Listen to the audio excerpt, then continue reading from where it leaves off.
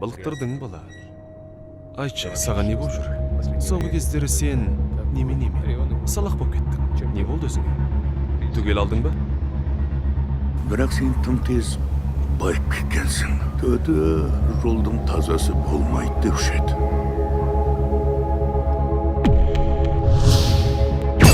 Қашан қайтам саған, ешқашан күйбелем демедім. Саған не керек? Маған емес, саған керек.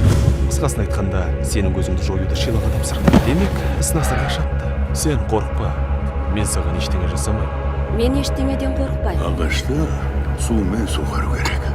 Термен де өсіруге болады. Менің де бірақ өмірім бар.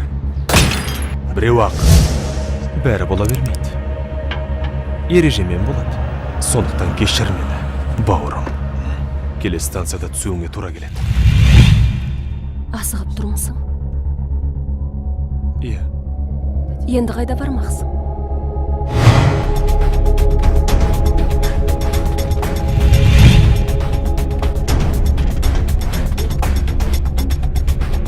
Мұндай жағдайда ештеңе ойлап таба алмаймыз.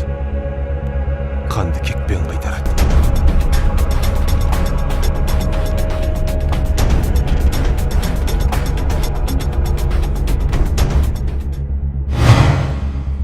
Дәті шыдамайды.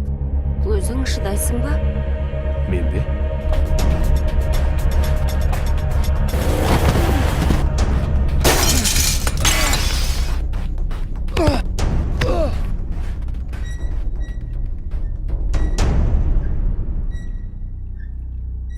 Шила деген кім?